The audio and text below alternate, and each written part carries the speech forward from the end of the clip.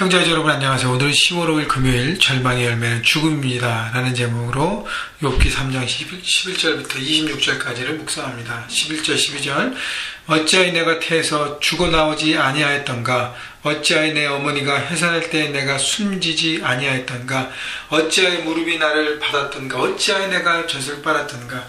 자, 여기 보면 11절 12절에 어찌하여라는 단어가 4번 나옵니다. 영어 성경에 보면 why죠. why 이런 일이 내 생겼는가 라고 얘기하는데, 구체적으로 보면 왜 내가 세상에 태어났는가, 내가 태어나지 않았으면 더 좋았을 텐데 하면서 어찌하여 내가 태어났고, why 내가 무슨 뜻으로 무슨 이유로 이 땅에 태어나서 이렇게 죽도록 고생을 하는 것인가, 차라리 태어나지 않는 것이 더 축복이 아니었겠는가 절망하며 절규하는 욥의 고백을 우리는 볼 수 있습니다.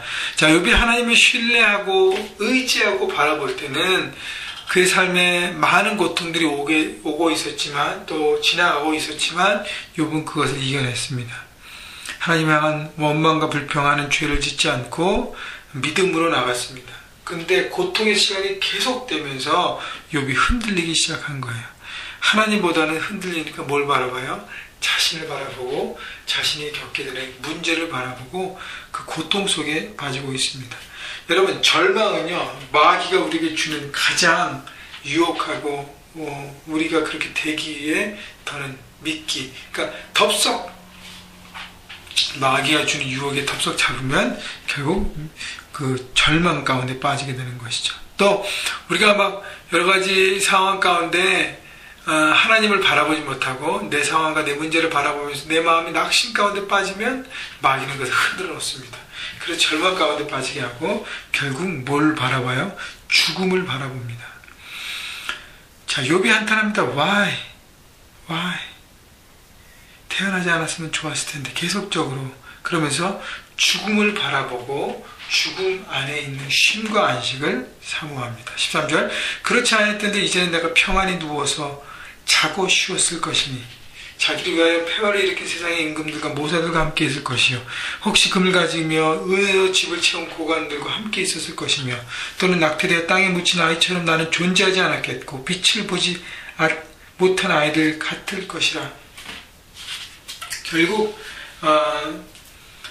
세상의 기준을 보았을 때 이렇게 정말 잘못한 일, 자기 이익만, 자기 이것을 추구했던 사람들도 결국은 죽었을 것이고, 그 다음에 불쌍하고 참 힘든 그 탄생이 되어서 태어나지 못하고 죽어버린 어떤 생명도 마찬가지. 결국 죽음은 다 똑같은데, 죽음은 다 평안할 텐데 왜 이렇게 나는 죽도록 고생하고 있는가를 바라보는 것이죠.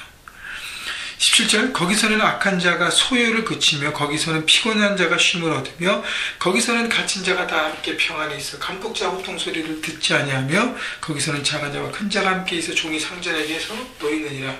그 죽음에는 모든 것에 아무 문제가 없고 모든 것이 편안할 텐데 왜 내가 지금 살아서 이렇게 죽도록 고생하는가, 죽고 싶다라고 얘기하는 것이죠. 여러분, 우리의 삶이 죽는다고 끝나나요? 아니에요. 우리의 삶의, 지금의 삶의 모든 부분은 우리 하나님 앞에 우리는 평가를 받습니다. 심판대에 놓이게 됩니다. 그렇기 때문에 죽음이 다 끝나는 것이 아니기 때문에 죽는다고 모든 것이 해결되지 않는다는 것을 여러분 깨달아야 하는 것입니다. 여러분, 절망을 붙드는 사람은 결국 죽음을 사모하게 되고 죽음에 대한 동경을 갖습니다. 그래서 죽음을 선택합니다. 그런데 그게 끝이 아니라 더 다른 고통의 시작이라는 것을 여러분 깨달으실 때 우리는 절망을 이겨내야 하는 이유를 찾게 되는 것입니다. 그래서 여러분, 앤서는 다 간단합니다. 나와 내가 당면한 문제만 바라보면 우리는 절망 속에 빠질 수밖에 없습니다. 왜냐하면 끝이 안 보이니까. 그러나 하나님을 그 가운데도 신뢰하면 우리는 소망과 믿음으로 지금은 어렵지만 한 걸음 한 걸음 나갈 수 있는 것입니다. 20절 어찌하여 고난당한 자에게 빛을 주셨으며 마음이 아픈 자에게 생명을 주셨는고.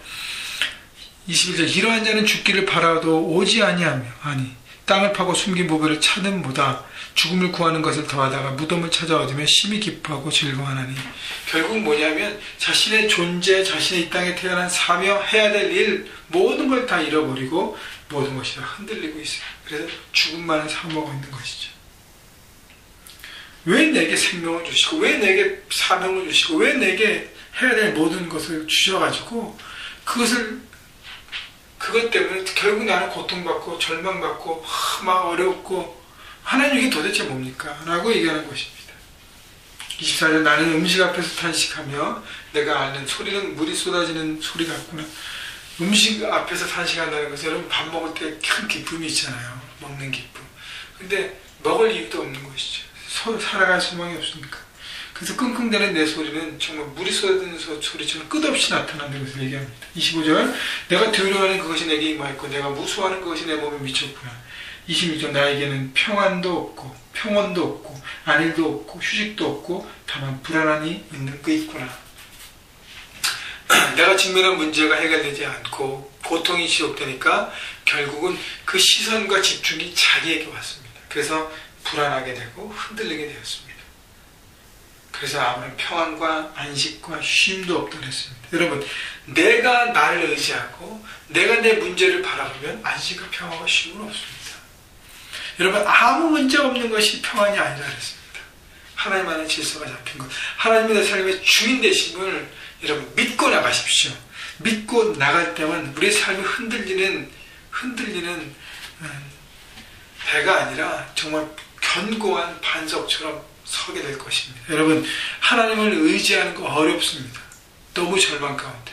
그러나 그것밖에 소망이 없음을 여러분 아시고 말씀을 들으심이 축복이라고 생각하시고 하나님 앞에 하나님께서 주신 그 말씀을 붙들고 하나님 앞에 여러분 시선을 다시 한번 고정시키십시오. 그때 소망이 남을 여러분 바라보시고 오늘 믿음을 선택하셔서 하나님으로부터 새롭게, 그래서 믿음으로 전진하고 모든 고단을 돌파하는, 절망에서 소망으로 붙들고 나가는 승리하신 여러분 모두가 되시기를 주님의 이름으로 축원합니다.